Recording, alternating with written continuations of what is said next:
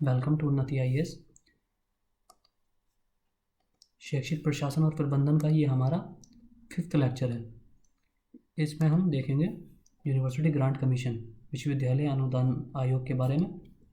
पिछले लेक्चर्स में हमने ये 5 टॉपिक्स कवर किए हैं। All India council of technical education, अखिल भारतीय तकनीकी शिक्षा परिषद, काउंसिल ऑफ आर्किटेक्चर वास्तुकला परिषद, Indian council of historical research, भारतीय ऐतिहासिक अनुसंधान परिषद, Indian council of philosophical research, भारतीय दर्शन अनुसंधान परिषद, Indian council of social science research, भारतीय सामाजिक विज्ञान अनुसंधान परिषद। इन 5 टॉपिक्स को हमने अपने पिछले 4 लेक्चर्स में कवर किया है। आज हम यूनिवर्सिटी ग्रांट कमीशन, विश्वविद्यालय अनुदान आयोग के बारे में देखेंगे। उच्च शिक्षा का कालानुक्रम। उच्च शिक्षा की वर्तमान प्रणाली का वर्णन 1823 के माउंट स्टुअर्ट एल्फिंस्टन के घोषणा पत्र में किया गया था, जिसने अंग्रेजी और यूरोपियन विज्ञान पढ़ाने के लिए स्कूलों की स्थापना की आवश्यकता पर जोर दिया।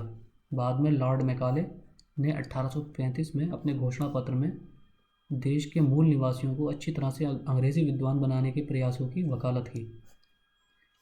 1854 के सर चार्ल्स वुड डिस्पैच, जिसे भारत में अंग्रेजी शिक्षा का मैग्ना कार्टा के नाम से जाना जाता है। ये बहुत ज़्यादा क्वेश्चंस पूछा जाता है कि अंग्रेजी शिक्षा के मैग्ना कार्टा किसे जाना जाता है, कौन से एक्ट को जाना जाता है। तो 1854 के सर चार्ल्स वुड डिस्पैच को अंग्रेजी शिक्षा के मैग्ना कार्टा के नाम से जाना जाता है।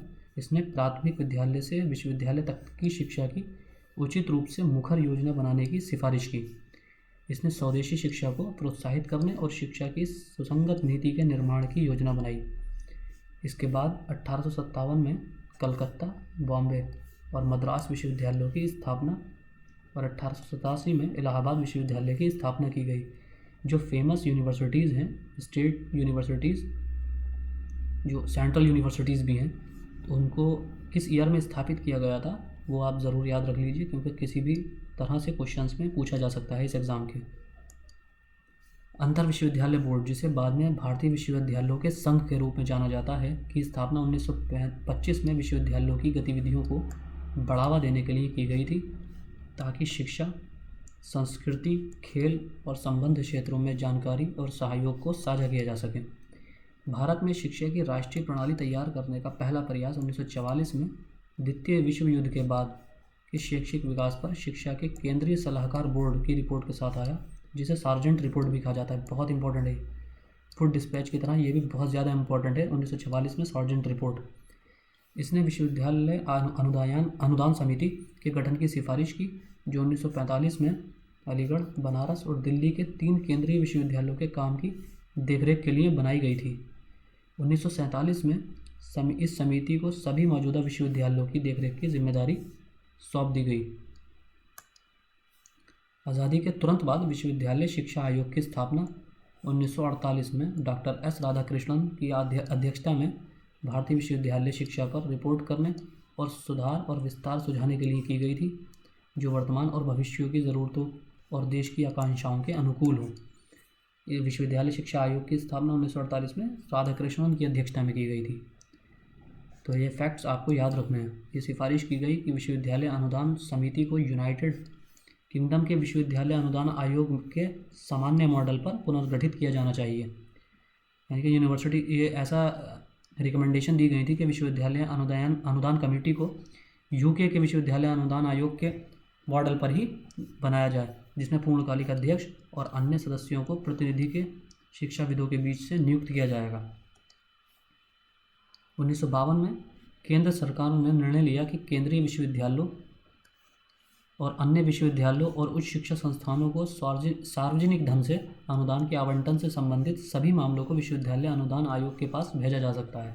फलस्वरूप विश्वविद्यालय अनुदान आयोग का औपचारिक उद्घाटन 28 दिसंबर 1953 को दिवंगत मौलाना अब्दुल कलाम आज़ाद, तत्कालीन शिक्षा मंत्री, प्राकृतिक संसाधन और वैज्ञानिक अनुसंधान मंत्री द्वारा किया गया था। इसका उद्घाटन मौलाना अब्दुल कलाम आज़ाद द्वारा 28 दिसंबर 1953 को किया गया था। हालांकि यूजीसी को औपचारिक रूप से नवंबर 1956 में भारत में विश्वविद्यालय शिक्षा के मानकों के समन्वय, निर्धारण और रखरखाव के लिए संसद के एक अधिनियम के माध्यम से भारत सरकार के एक वैधानिक निकाय के रूप में स्थापित किया गया था। यानी कि 1956 में इसको औपचारिक रूप से वैधानिक निकाय के रूप में स्थापित किया गया। पूरे देश में प्रभावी क्षेत्रवार कवरेज सुनिश्चित करने के लिए यूजीसी ने पुणे, हैदराबाद, कोलकाता, भोपाल, गुवाहाटी और बेंगलोर में 6 क्षेत्रीय केंद्र स्थापित करके अपने कार्यों का विकेंद्रीकरण किया है। ये केंद्र आप कहाँ हैं आपको याद रखना है। एग्जाम में ऑब्जेक्टिव में पूछा जा सकता है। 4 ऑप्शन दिए जाएंगे आपको और पूछा जाएगा इनमें से किस स्थान पर यूजीसी का क्षेत्रीय कार्यालय स्थापित नहीं है, या इनमें से किस स्थान पर यूजीसी का क्षेत्रीय कार्यालय स्थापित है। तो इन 6 पुणे, हैदराबाद, कोलकाता, भोपाल, गुवाहाटी और बेंगलोर में 6 क्षेत्रीय केंद्र स्थापित करके अपने कार्यों का विकेंद्रीकरण किया है। यूजीसी का प्रधान कार्यालय नई दिल्ली में, ये तो सभी को पता होगा, बहादुर शाह सफर मार्ग पर, जिसमें 35 फिरोज शाह रोड और दिल्ली विश्वविद्यालय के दक्षिण परिसर में 2 अतिरिक्त कार्यालय संचालित होते हैं। विश्वविद्यालय अनुदान आयोग के अनुसार भारत में विश्वविद्यालयों के प्रकार। अब भारत में यूजीसी के अकॉर्डिंग भारत में कितने टाइप की यूनिवर्सिटीज़ हैं ये देख लेते हैं। पहला है केंद्रीय विश्वविद्यालय यानी कि सेंट्रल यूनिवर्सिटीज़, जो कि सेंट्रल यूनिवर्सिटीज़ हैं। दूसरा है राज्य विश्वविद्यालय, स्टेट यूनिवर्सिटीज़। डीम्ड विश्वविद्यालय, डीम्ड यूनिवर्सिटीज़। निजी प्राइवेट यूनिवर्सिटीज़। राष्ट्रीय महत्व के संस्थान, इंस्टीट्यूट ऑफ नेशनल इंपॉर्टेंस। फर्जी विश्वविद्यालय यानी कि फेक यूनिवर्सिटीज़। इसकी लिस्ट हर साल यूजीसी द्वारा जारी की जाती है ताकि एडमिशन के टाइम पर बच्चे किसी फर्जी विश्वविद्यालय में एडमिशन ना लें।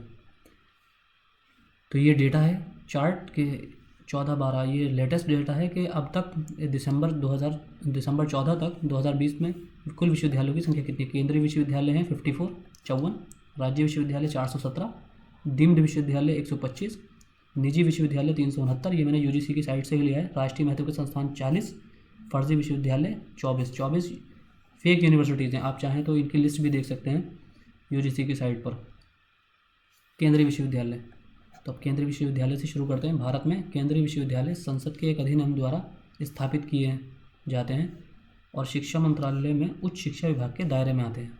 सामान्य तौर पर भारत में विश्वविद्यालयों को विश्वविद्यालय अनुदान आयोग द्वारा मान्यता प्राप्त होती है, जो विश्वविद्यालय अनुदान आयोग अधिनियम 1956 से अपनी शक्ति प्राप्त करते हैं। केंद्रीय विश्वविद्यालय इसके अलावा केंद्रीय विश्वविद्यालय अधिनियम 2009 के अंतर्गत भी आते हैं। इसके लिए एक अलग सा एक्ट भी है। ये यूजीसी के अंडर तो आते ही हैं, साथ में इनका एक सेपरेट एक्ट है केंद्रीय विश्वविद्यालय अधिनियम, सेंट्रल यूनिवर्सिटी एक्ट 2009, जो उनके उद्देश्य, शक्तियाँ, शासन आदि को नियंत्रित करता है और 12 अन्य विश्वविद्यालयों की स्थापना करता है। 1 जून 2020 तक यूजीसी द्वारा प्रकाशित केंद्रीय विश्वविद्यालयों की सूची में 54 केंद्रीय विश्वविद्यालय शामिल हैं। आगे देखते हैं राज्य विश्वविद्यालय। भारत में राज्य विश्वविद्यालयों को भारत के प्रत्येक राज्य की राज्य सरकार द्वारा चलाया और वित्त पोषित किया जाता है। 1950 में भारत के संविधान को अपनाने के बाद शिक्षा को राज्य सूची के अंतर्गत रखा गया था। 1976 में एक संवैधानिक परिवर्तन के बाद इसे 1976, जो कि 42nd अमेंडमेंट है, कॉन्स्टिट्यूशनल अमेंडमेंट, उसके तहत इसे संवर्ती सूची में रखा गया। ये राज्य और केंद्र सरकार की संयुक्त जिम्मेदारी बन गई। शिक्षा जो है राज्य और केंद्र सरकार इस पर दोनों ही लॉ बना सकते हैं। यूजीसी अधिनियम 1956 की धारा 12B भी यूजीसी को धन आवंटित करने और संवितरण का अधिकार देती है, जो आयोग के कोष से बाहर विश्वविद्यालयों को अनुदान देती है। इस प्रकार यूजीसी राज्य विश्वविद्यालयों को यूजीसी अधिनियम 1956 की धारा 12B के तहत केंद्रीय यूजीसी सहायता प्राप्त करने के लिए उपयुक्त घोषित कर सकता है या नहीं कर सकता है, और प्रकाशित की गई सूचियों में इस स्थिति की टिप्पणी भी कर सकता है। यानी कि इस अधिनियम की, यूजीसी अधिनियम 1956 की जो धारा बी है, सेक्शन 12 क्लॉज बी, इसके तहत यूजीसी किसी भी स्टेट यूनिवर्सिटीज़ को किसी भी तरह का ग्रांट दे सकता है, अनुदान दे सकता है। इन घोषणाओं के अपडेट यूजीसी की बैठकों में किए जाते हैं और घोषणाओं में प्रकाशित होते हैं।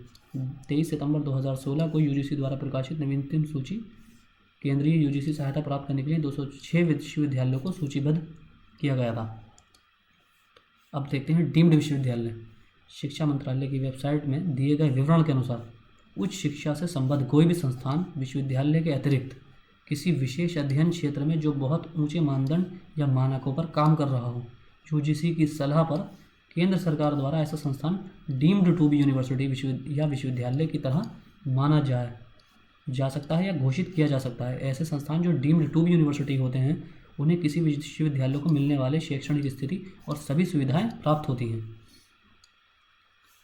संक्षेप में, डीम्ड विश्वविद्यालय वास्तव में विश्वविद्यालय नहीं है, लेकिन उन्हें किसी भी विश्वविद्यालय को मिलने वाले सभी लाभ और सुविधाएं प्राप्त होते हैं। जहां एक और राज्य विश्वविद्यालय को अपने सभी कामकाज चलाने के लिए संगठित नियम और विनियमन का पालन करना पड़ता है, वहीं दूसरी ओर डीम्ड विश्वविद्यालय अपने पाठ्यक्रम और शुल्क संरचना तय करने के लिए स्वतंत्र होते हैं। ये फ्री होते हैं, ये अपने आप से सिलेबस और फीस स्ट्रक्चर तय करते हैं। शिक्षा मंत्रालय ने हालांकि यूजीसी के माध्यम से डीम्ड विश्वविद्यालयों के संबंध में प्रवेश नीतियों और शुल्क संरचना को निर्धारित करने की कोशिश भी की है। इन मामलों में विश्वविद्यालय अभी भी स्वतंत्र हैं। इसके साथ ही छात्रों के बीच ये भी आम धारणा है कि डीम्ड विश्वविद्यालयों का काम करने का तरीका और गठन बेहतर होते हैं। जहां स्टेट विश्वविद्यालय काफ़ी लंबे समय से मौजूद हैं और किसी राज्य विशेष से संबद्ध होते हैं, डीम्ड विश्वविद्यालय अपने संबद्ध क्षेत्रों में रोजगार बाजार में होने वाली आधुनिक गतिविधियों के अनुसार अक्सर छात्रों को उन्नत बुनियादी ढांचा प्रदान करते हैं। किसी भी संस्थान को यूजीसी एक्ट की धारा 1956 के धारा 3 के अनुसार एक डीम्ड विश्वविद्यालय का स्तर मिल सकता है। यानी कि यूजीसी एक्ट 1956 की धारा 3 के अनुसार किसी भी यूनिवर्सिटीज़ को डीम्ड यूनिवर्सिटीज़ का दर्जा दिया जा सकता है। एक डीम्ड यूनिवर्सिटीज़ का दर्जा प्राप्त करने के लिए किसी भी संस्थान को कुछ शर्तें पूरी करनी होती हैं, जैसे विभिन्न पाठ्यक्रम प्रावधान, शिक्षण में योगदान और सत्यापन की जा सकने वाली अनुसंधान आउटपुट के माध्यम से एक विश्वविद्यालय के लक्षण प्रदर्शित करता हो। कोई भी ऐसा संस्थान जो इस तरह के लक्षण प्रदर्शित करता हो, अनुसंधान कार्यक्रमों के साथ 3 वर्षों से लगातार स्नातक स्तर और कम से कम 5 परा स्नातक विभाग हों, यानी कि 3 वर्षों से लगातार स्नातक स्तर पर और परा स्नातक स्तर पर यानी कि ग्रेजुएशन के लेवल पर और पोस्ट ग्रेजुएशन लेवल पर, पीजी लेवल पर कम से कम 5 विभाग हों। अनुसंधान गतिविधि, प्रकाशन और विद्वान संबंधी अर्थात डॉक्टरेट संबंधी विद्वतापूर्ण कार्यों में संलग्न हो। डॉक्टरल पोस्ट डॉक्टरल अनुसंधान कार्यक्रम भी इसमें शामिल हैं। यूजीसी द्वारा सूचीबद्ध प्रसिद्ध जर्नल्स में प्रत्येक वर्ष मानविकी, सामाजिक विज्ञान और भाषा से संबद्ध शिक्षा संकाय में के कम से कम 10 प्रकाशन हों और विज्ञान, औषध यानी कि साइंस, फार्मेसी और इंजीनियरिंग की शिक्षा संकाय के कम से कम 15 प्रकाशन हों जिन्होंने अच्छा प्रभाव डाला हो। 5th है, यूजीसी संबद्ध वैधानिक परिषदों के मानकों या शर्तों के अनुसार शिक्षण और अनुसंधान के लिए पूरी तरह योग्य और पूर्णकालिक शिक्षण संकाय सदस्य उचित संख्या में मौजूद हों। 6 गुणवत्ता अनुसंधान और आधुनिक सूचना स्रोत तक लगातार पहुंच बनाए रखने के लिए आवश्यक बुनियादी ढांचा होना चाहिए। अगर किसी भी यूनिवर्सिटी या इंस्टीट्यूशन को डीम्ड यूनिवर्सिटी का दर्जा हासिल करना है तो उनको इन 6 कंडीशंस को फुलफिल करना अनिवार्य है। प्रतिष्ठित संस्थानों में विश्वविद्यालयों के लिए नियम और विनियमन का एक कॉमन सेट तय करती है जिन्हें उन्हें पालन करना होता है। दूसरा, किसी भी डीम्ड विश्वविद्यालय के साथ अन्य संस्थान संबद्ध नहीं होते हैं और एक अपने आप में एकल शैक्षणिक संस्थान होती है, यानी कि कोई भी एफिलेटेड इनके कॉलेज नहीं होते हैं। निजी विश्वविद्यालय, यूजीसी अधिनियम 1956 की धारा 12B भी यूजीसी को धन आवंटित करने और संवितरण का अधिकार देता है, जो आयोग के कोष से बाहर विश्वविद्यालयों को अनुदान देता है। अतः यूजीसी एक निजी विश्वविद्यालय को यूजीसी अधिनियम 1956 के 12B के तहत शामिल या घोषित कर सकता है। ये विश्वविद्यालय यूजीसी अधिनियम की धारा 22 के तहत यूजीसी द्वारा निर्दिष्ट मुख्य डिग्री के माध्यम से जहाँ भी आवश्यक है वैधानिक परिषदों के अनुमोदन के साथ डिग्री प्रदान करने के लिए सक्षम है। धारा 22 के तहत कोई भी निजी विश्वविद्यालय डिग्री प्रदान करने के लिए सक्षम है जहाँ कार्यक्रम शुरू करने के लिए वैधानिक परिषद की मंजूरी आवश्यक नहीं है। विश्वविद्यालयों को संबंधित वैधानिक परिषद द्वारा निर्धारित शैक्षणिक और भौतिक बुनियादी ढांचे के बारे में न्यूनतम मानकों को बनाए रखने की आवश्यकता होती है। बस इन्हें यूजीसी द्वारा बनाए गए जो फिजिकल स्ट्रक्चर और इंफ्रास्ट्रक्चर है उसके स्टैंडर्ड्स को बनाए रखने की आवश्यकता होती है। निजी विश्वविद्यालय किसी संस्थान या कॉलेज को संबद्ध नहीं कर सकते, ये किसी भी कॉलेज को एफिलिएटेड नहीं कर सकते, वे संबंधित राज्य के क्षेत्रीय अधिकार क्षेत्र के से बाहर परिसर या केंद्र स्थापित नहीं कर सकते, यानी कि जिस स्टेट की में वो यूनिवर्सिटी होगी उससे बाहर अपना कैंपस नहीं बना सकते 5 साल के अपने अस्तित्व के बाद, और विश्वविद्यालय अनुदान आयोग की पूर्व स्वीकृति के साथ संबंधित राज्य के भीतर परिषद केंद्र की स्थापना कर सकते हैं, परिसर केंद्र की।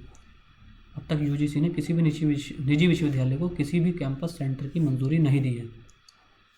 राष्ट्रीय महत्व के संस्थान, राष्ट्रीय महत्व के संस्थान एक ऐसी हैसियत होती है, ये एक ऐसा दर्जा है जिसे भारत की संसद के एक अधिनियम द्वारा भारत में एक प्रमुख सार्वजनिक उच्च शिक्षा संस्थान को सम्मानित किया जा सकता है। एक संस्था जो निर्दिष्ट क्षेत्र ये देश के भीतर अत्यधिक कुशल कर्मियों को विकसित करने में एक निर्णायक के रूप में कार्य करती है। राष्ट्रीय महत्व के संस्थानों को भारत सरकार से विशेष मान्यता और धन प्राप्त होता है। संसद के एक अधिनियम के तहत 159 संस्थान हैं जिन्हें राष्ट्रीय महत्व के संस्थान के रूप में घोषित किया गया है। राष्ट्रीय महत्व के इन संस्थानों में 23 IIT, 15 AIIMS, 12 IIM, 31 NIT, 25 IIT, triple IIT, 7 IISR, 7 NIPER, 5 NID, 3 SPA और इस तरह के सारे ये 5 केंद्रीय विश्वविद्यालय, 4 चिकित्सा अनुसंधान संस्थान और 14 अन्य विशेष संस्थान शामिल हैं। और फर्जी विश्वविद्यालय, विश्वविद्यालय अनुदान आयोग अधिनियम 1965 की धारा 22(1) के अनुसार केंद्रीय राज्य प्रांतीय अधिनियम के अंतर्गत स्थापित विश्वविद्यालय अनुदान अधिनियम के अनुच्छेद 3 के अंतर्गत स्थापित मानित विश्वविद्यालय वो संस्थान जिन्हें संसदीय अधिनियम द्वारा उपाधि प्रदान करने के लिए विशेष रूप से अधिकार दिया गया है ही उपाधि प्रदान कर सकते हैं। इसके अलावा कोई प्रदान नहीं कर सकता। उपरोक्त अतिरिक्त किसी भी अन्य संस्थान द्वारा विश्वविद्यालय शब्द का प्रयोग या उपाधि प्रदान करना अधिनियम के अनुच्छेद 23 के अनुसार निषिद्ध है, प्रोहिबिटेड है।